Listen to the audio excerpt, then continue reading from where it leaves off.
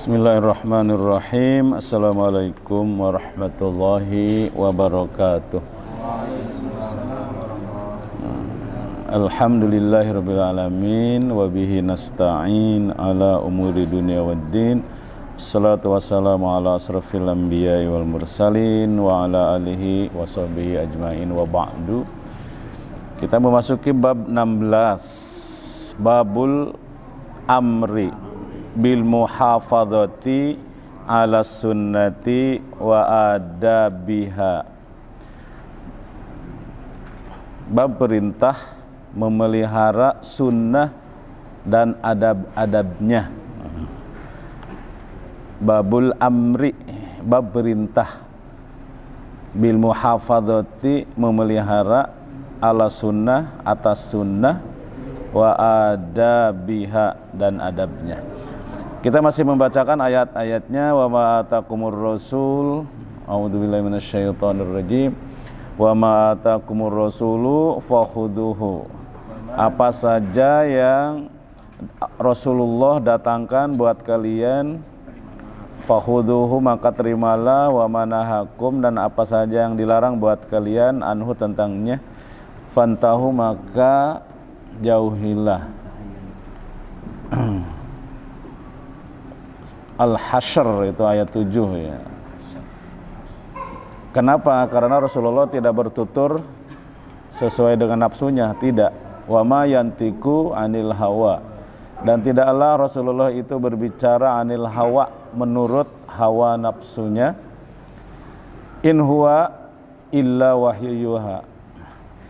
In di sini tidak lain, dia berbicara sesuai menurut berdasarkan wahyu yang diwahyukan. An-Najm ayat 3 dan 4. Kul katakanlah, in kuntum jika kalian tuhibbunallah mencintai Allah, fattabi'uni maka ikutilah aku, yuhibbukumullah niscaya Allah akan mencintai kalian, wa yaghfir lakum dan mengampuni kalian dzunubakum dosa-dosa kalian. Wa qala ta'ala laqad sungguh kana lakum telah ada bagimu fi Rasulillah pada diri Rasulullah uswatun hasanah suri tauladan yang baik, liman bagi orang kana adalah yarjullah dia atau mereka mengharap Allah wal yaumil akhir dan hari akhir. Sampai situ ya.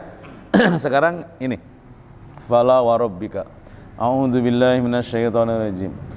Fala wa rabbika la yu'minuna hatta yuhakkimuka fima syajara bainahum thumma la yajidu fi anfusihim harajan mimma qadaita wa yusallimu taslima. Fala warabbika, fala maka tidak, warabbika demi Tuhanmu, maka tidaklah, demi Tuhanmu, warabbika demi Tuhanmu, maka tidaklah, la yu'minu beriman. Fala maka tidak, wa rabbika demi Tuhanmu, la yu'minu tidak beriman. Demi Tuhanmu tidaklah beriman seseorang ya, hatta sehingga la yu'minuna mereka ya, mereka tidak beriman. Fala maka tidaklah, wa rabbika demi Allah, demi Tuhanmu, la yu'minuna mereka tidak beriman. Demi Tuhanmu mereka tidaklah beriman. Hatta sehingga, hatta sampai, yuhakkimuka mereka menjadikanmu sebagai hakim. Mereka menjadikanmu sebagai hakim, sebagai pemutus perkara ya. Yuhakkimuka sebagai hakim. Fima pada apa-apa, pada sesuatu, syajara bainahum yang mereka perselisihkan antara mereka. fima pada apa-apa sajaro yang mereka perselisihkan bainahum antara mereka. Suma kemudian la yajidu mereka tidak mendapati. Suma kemudian la tidak yajidu mereka mendapati fi anfusihim pada diri mereka harajan. Nah, ada harajan itu doiqan. Doiqan itu sempit, kesempitan. Tapi di sini harajan itu keberatan. Harajan keberatan mimma dari apa? Dari apa? Min dan ma ya.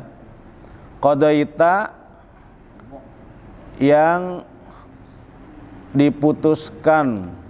Qadaita yang diputuskan. Qadaita. Wa yusallimu dan mereka tunduk taslima dengan setunduk-tunduknya. Waktu yusallimu dan mereka yusallimu menerima taslima dengan penerimaan yang sebenarnya. Mereka tunduk dengan ketundukan yang sebenarnya. Jadi untuk disebut sebagai Islam tunduk, salah satunya di sini adalah menjadikan Rasulullah sebagai hakim, sebagai pemutus dalam apa-apa yang kita atau yang mereka perselisihkan, yang kita perselisihkan. Dan kita tidak merasa keberatan, la yajidu fi anfusihim, tidak ada rasa keberatan. Itu baru di situ beriman namanya, nggak ngedumel.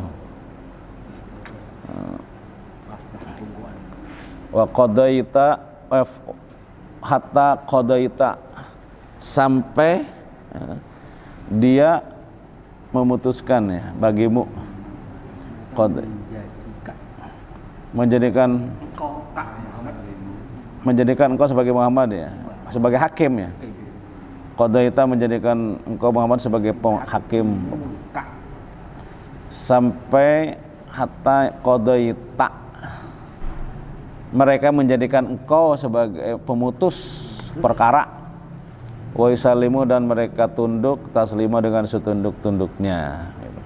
Sekali lagi fala maka tidak warabbika demi Tuhanmu la yu'minuna mereka tidak beriman hatta sehingga yuhaqqimuka mereka menjadikan engkau sebagai hakim bima pada apa-apa sajaro yang mereka perselisihkan bainahum antara mereka. Summa kemudian la yajidu mereka tidak mendapati fi anfusihim dalam diri mereka harajan keberatan mimma dari apa qadaita yang engkau putuskan.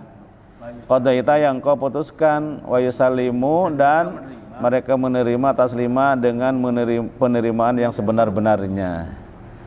Wa yusallimu taslima. Ini taslima itu maf'ul mutlak, diambil dari fi'il mudhari yusallimu terus masdarnya taslima. Nah, jadi maf'ul mutlak itu menjelaskan kata kerja, menjelaskan fi'il yusallimu taslima. Mereka menerima dengan penerimaan yang sebenar-benarnya. Maf'ul mutlak itu tujuannya taukid lah. Faidahnya satu itu surat An-Nisa 65 An-Nisa 65. Wa qala ta'ala fa in tanaza'tum. Sebetulnya dari awalnya ya alladzina amanu wahai orang-orang yang beriman atiullaha taatilah kalian taatilah Allah wa atiur rasul dan taatilah rasul. Ayat awalnya ya ayyuhalladzina amanu wahai orang-orang yang beriman atiullaha taatilah kalian akan rasul. Rasulanya maf'ul bih. Wa atiur rasula dan taatilah oleh kalian rasul. Atiullaha taatilah kalian akan Allah wa atiur rasula dan taatilah kalian akan rasul. Kalau pakai akan tuh berarti maf'ul bih itu. Baru ke sini fa in tanaza'tum wa ulil amri ya belum wa ulil amri dan ulil amri minkum di antara kalian. Ulil amri itu ada dua. Yang pertama pemerintah, yang kedua ulama. Yang pertama pemerintah dalam urusan dunia, kalau ulama dalam urusan yang sifatnya batiniah. Ini menurut penjelasan Al-Ghazali kan siasah itu ada 4 kata Al-Ghazali. Siasah itu ada 4 dalam buku pertama itu. Dalam bab ilmu siasah. Ada siasah nubuwah. Siasah nubuwah itu hanya para nabi mengurusin semua manusia dari semua level yang paling tinggi sampai paling bawah. Itu siasah nubuwah. Kemudian mengurusi 2 bidang lahiriah dan batiniah, bidang keduniaan dan bidang keakhiratan, bidang dunia dan bidang agama. Jadi agama dan dunia itu nyatu pada zaman Rasulullah. Demikian juga pada zaman Abu Bakar, pada zaman Umar, pada zaman Utsman, pada zaman Ali. Belakangan dari dinasti-dinasti itu mulailah pemerintah itu bukan ulama pemerintah itu. Jadi yang ngurusin agama ulama, yang ngurusin keduniaan adalah pemerintah. Mulailah ada pemisahan pembidangan. Urusan agama diurus oleh para ulama dan urusan dunia diurus oleh para raja itu. Jadi mengalami disintegrasi itu ada disertasinya ditulis itu tentang disintegrasi keilmuan itu, pemisahan itu, pemisahan. Yang kedua siasah. Tadi siasatul muluk. Tadi siasat nubuwah pertama, siasatul nubuwah, politiknya para nabi, yaitu semua orang, semua kalangan membidangi 2 bidang dunia dan akhirat. Yang kedua siasatul muluk, siasahnya para raja. Dia membidangi urusan dunia mulai elit sampai bawah. Semua juga, masyarakat semua, elit sampai bawah, sampai grassroots, tapi hanya bidang keduniaan aja. 3 siasatul ulama, politiknya para ulama, yaitu ulama itu khusus ya mengurusi urusan agama batiniah para masyarakat. Tapi ulama itu, ini versi Al-Ghazali ya, sekali lagi ini versi Al-Ghazali, kita bisa setuju bisa enggak, itu hanya urusan akhirat, urusan keagamaan, urusan hukum agama. Karena urusan keduniaan kan diurus oleh pemerintah. Tapi ulama itu untuk kalangan elit saja. Ulama itu untuk kalangan elit. Lalu untuk grassrootsnya diurus oleh siapa? Yang keempat, siasatul wu'ad. Siasahnya, politiknya para wu'ad, para pendakwah, para penceramah. Nah, urusan kepada grassroots, agama itu sampai kepada grassroots itu para dai, para wu'ad. Jadi mestinya hierarkinya itu para ustadz yang ahli dakwah itu, ahli ceramah itu harus ke ulama itunya. Ulama itu harus ke para ustadz, para duat, para pendakwah. Ulama itu kan expert ya, ahli ya. Ulama langsung ke masyarakat itu bukan tidak bisa. Tapi sayang, keulamaan hanya menyampaikan hal-hal yang sepele kepada keulamaan, dia nggak berfungsi dong. Misalnya Pak Quraish Shahab ke sini kepada masyarakat umum, ya nggak bisa dia menjelaskan sisi keilmuan tafsir, dia hanya tausiah aja, nasihat aja, sama dengan yang lain. Jadi hilang keprofesorannya karena dia harus downgrade, harus turun tahta. Tapi sampai saat ini memang pembagian ini keren juga sih, cukup bagus lah, bukan cukup bagus, sangat bagus kalau buat kita. Dan memang Al-Ghazali menceritakan fakta yang ada. Memang seperti itu keadaannya. Baik, ulil amri itu ada dua, ulama dan pemerintah. Ulama dan pemerintah. Pemerintah ngurusi urusan duniawi, keduniaan, ulama ngurusi urusan agama dan akhirat. Ya. Atiullah wa ulil amri minkum ya. Fa in tanaza'tum, maka jika tanaza'tum kalian berselisih fisaiin dalam sesuatu perkara ya, farudduhu, maka kembalikanlah dia perselisihan itu, maka kembalikanlah dia ilallah, kepada Allah, war rasul, dan rasulnya. Semuanya sepakat maksudnya kepada Al-Qur'an dan kepada hadis. Tapi masalahnya ketika kembali kepada Quran dan hadis juga berbeda juga. Kira-kira apa maksudnya di sini? Ya, berselisihan bukan urusan agama. Tanaza'tum, kalian berselisih ya. Fisai'in dalam segala hal, dalam sesuatu, usahakan kembalikan dia ilallah, kepada Allah, war rasul, dan rasulnya. Jadi apapun standar benar salah itu Allah dan Rasul ya. Kalau kita mengangkat pemimpin misalnya Jokowi lah atau siapa, kita mengangkat pemimpin, milih atau enggak milih juga nggak apa-apa sih. Tapi yang jadi dia misalnya atau siapa, maka konsekuensinya harus taat kepada dia pemimpin. Batasan taat itu semana, selama dia mengikuti syariah, mengikuti Quran dan Sunnah, itu batasannya. Karena taat kepada ulil amri itu ada syaratnya, yaitu selama dia taat kepada Allah dan Rasulnya. Jadi ukuran pemimpin itu benar salahnya syariah aja. Melanggar syariah nggak? Kalau tidak melanggar syariah, biarpun kita kurang cocok, ya ikutin aja.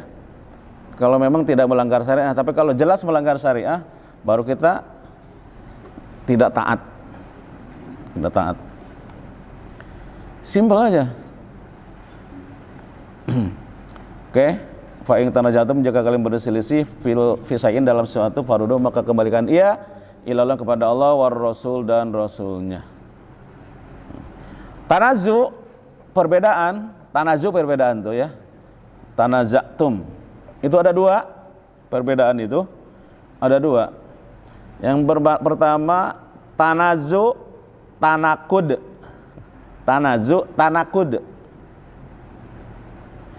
Perbedaan yang bertolak belakang. Tanazu tanakud, perbedaan yang bertolak belakang. Satu mengatakan politik haram, demokrasi haram, satu mengatakan politik boleh. Kan itu bertolak belakang itu. Bahkan satu mengatakan bikin partai haram, yang satu mengatakan bikin partai wajib. Kan bertolak belakang itu. Mungkin orang PKS menganggap mungkin bikin partai wajib. Pakai ada dalilnya. Mencapai kekuasaan. Kekuasaan itu tidak bisa didapatkan kecuali dengan partai, maka partai adalah wajib. Itu ada kaidah usul fikih yang begitu tuh. Ada. Kalau sholat harus ada wudu, maka wudu menjadi wajib. Gitu. Kalau untuk mendapat terselenggaranya syariah harus ada kekuasaan. Kalau untuk menegakkan syariah harus ada kekuasaan, maka kekuasaannya wajib. Untuk mendapatkan kekuasaan harus pakai partai misalkan, maka partai jadi wajib. Itu logikanya orang yang mewajibkan partai. Kalau yang tidak, demokrasi itu bukan dari Islam tapi dari Barat. Haram kita bikin partai. Itu tanazu tanakud, perbedaan yang bertolak belakang. Yang kedua tanazu tanawu. Tanazu tanawu.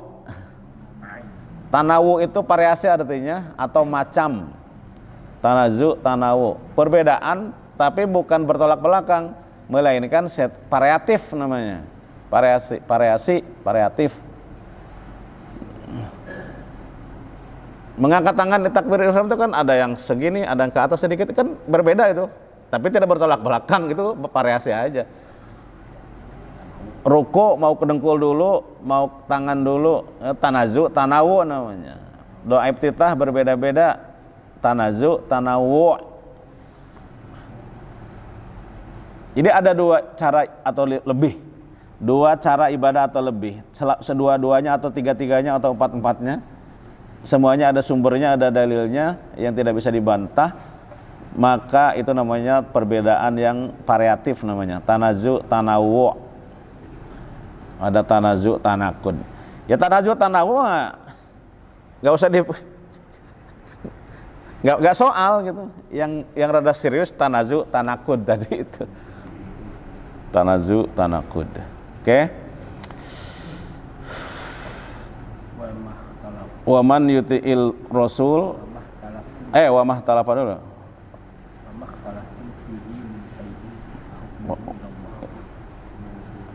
Man yuti'ir rasul dulu. Betul, ya udah berdoa. Ya. Ini tanawu ini udah. Ya tanawu.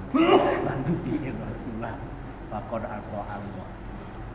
Qala ulama faruduhu ilallah wa rasul, kembali kepada Allah dan kepada Rasul itu, kata para ulama, maknanya adalah ilal kitab wa sunnah, kepada kitab dan sunnah. Di sini hanya ada perintah kok ini.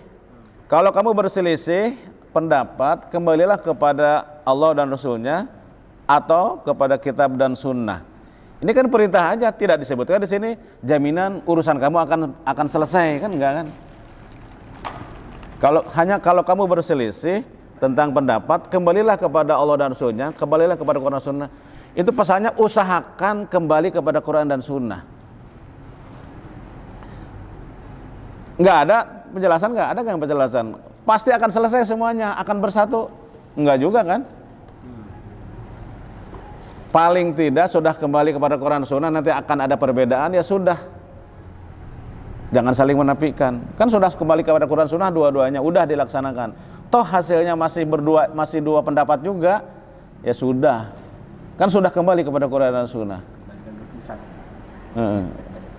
Jadi dua-duanya sudah bisa dibilang berdasarkan Quran dan Sunnah.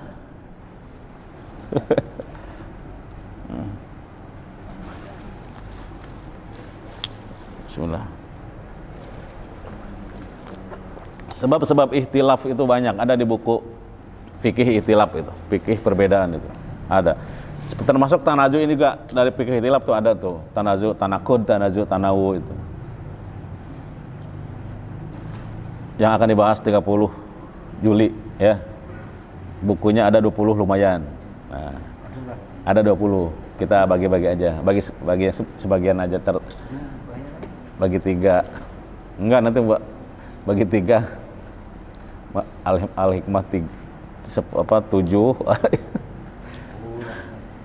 Cuma nanti di yang lainnya di fotokopi lah, di apa kayaknya Pak sisanya. Nggak dibeliin aja tuh, siapa yang daftar ini udah tersisa cuma segitu-segitunya dari itunya. Dari sononya? Iya. Perbedaan pendapat itu dari Mekah itu orang itu menyebar, ada ke Kufah, ke Kufah, ada ke Madinah, Mekah, ke Basrah, macam-macam, Baghdad. Madinah itu persoalan umat tidak banyak, karena penduduk Madinah itu hampir bisa dibilang homogen, tidak terlalu banyak variatif. Orang Arab lah semuanya, ada orang Yahudi, orang Nasrani sedikit. Budaya Arab ya begitu-begitu aja di Madinah. Jadi persoalan budaya, persoalan sosial itu tidak rumit, sederhana, tidak banyak. Tapi hadis gudangnya hadis Madinah itu, pusatnya hadis. Disitulah bercokol Ibnu Abbas, Ibnu Umar, Ibnu Abbas di Ibnu Mas'ud di Mekah. Sama Arab juga, Mekah juga tidak banyak persoalan, orangnya bisa disebut, apalagi Arab, Mekah homogen, orang Arab semua hampir. Hadis banyak. Sahabat-sahabat yang mendengar kisah-kisah dari Nabi, cerita-cerita dari Nabi masih banyak di situ. Makanya diselesaikan dengan hadis itu gampang banget, tidak banyak menggunakan nalar. Lain ceritanya di Kufah, di Baghdad. Di Baghdad itu sudah ada peradaban Yunani segala macam lama di situ. Pemikiran-pemikiran sudah lama berkembang di situ, filsafat segala macam sudah ada di situ. Orangnya lebih bervariatif. Hadis sedikit. Kebayang nggak? Beda kan suasana di Mekah, Madinah dengan suasana di Baghdad, suasana di Kufah. Jauh sekali perbedaan masyarakat itu. Di sananya heterogen. Udah ada peradaban cukup lama, filsafat bercokol di situ. Ajaran-ajaran dari Nabi yang lain sudah. Hadis sedikit. Di situ tempatnya Imam Malik, Hanifah ya, Imam Hanifah. Kalau di Mekah itu Imam Malik, Anas bin Malik bin Anas bin. Di sana beda nggak cara ijtihadnya Imam Malik dengan Imam Abu Hanifah? Ya jauh berbeda. Di sana banyak menggunakan nalar. Hadis itu disaring bener. Wah, itulah perbedaan. Terjadilah perbedaan. Kan tidak bisa di cross check antara Madinah dengan sana, kan jauh, nggak ada help, nggak ada telepon, nggak ada apa. Jadi masing-masing bergelut. Itu di antara perbedaannya itu. Jadi penyebaran hadis tidak sama dan keadaan masyarakat yang dihadapi berbeda.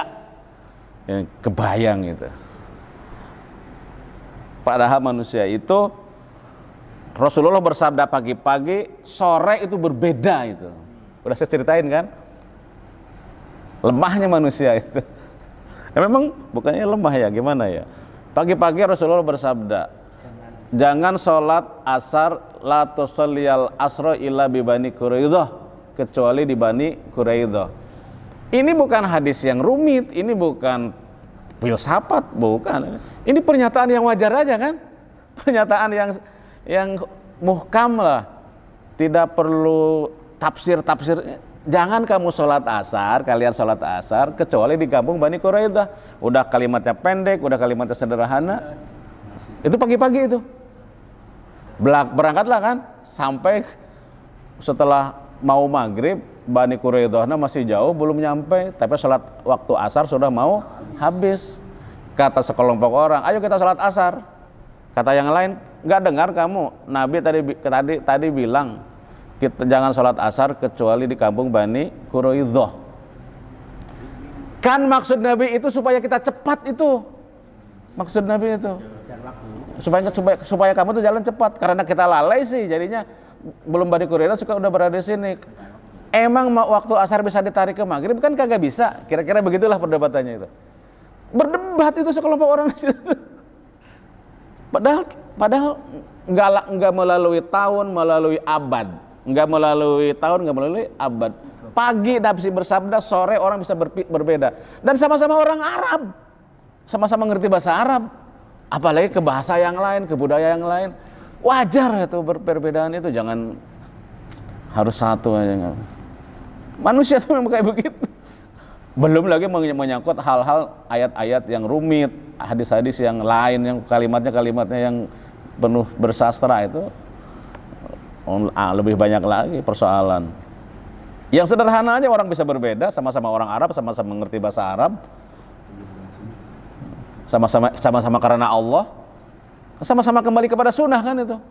Jadi kembali kepada sunnah itu diusahakan ke sana, tapi kan nggak ada jaminan untuk sama, untuk sama nggak ada. Buktinya itu nggak berbeda tadi. Man yuti'ir Rasul, siapa yang mentaati Rasul, faqad atau Allah, maka sungguh atau Allah, dia mentaati Allah, karena Rasul adalah utusan.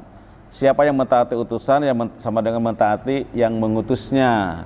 Man yuti'ir Rasula, siapa yang mentaati Rasul, faqad, maka sungguh atau Allah, dia mentaati Allah. An-Nisa 80. Wa innaka dan sesungguhnya engkau, ayat berikutnya, wa qala ta'ala, Allah berfirman, wa innaka dan sesungguhnya engkau latahdi, lanya bukan jangan dipanjangin, latahdi. Ini lamnya lam taukid.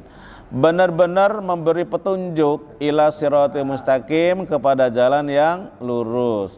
Wa innaka dan sesungguhnya engkau Muhammad latahdi, benar-benar menunjuki, latahdi benar-benar menunjuki ila siratim mustaqim, kepada jalan yang lurus. Jadi kalau mengikuti Nabi Muhammad itu sama dengan mengikuti Allah. Kalau mengikuti Nabi Muhammad itu tidak akan disesatkan, maksudnya Nabi Muhammad itu akan mengajak kita semua ke jalan yang lurus, tenang saja, maksudnya gitu. Kalau nggak ngikuti dia justru bisa kemana-mana, patokannya itu. Wa qala ta'ala, Allah Ta'ala berfirman, falyahdhar, hendaklah berhati-hati, hendaklah takut.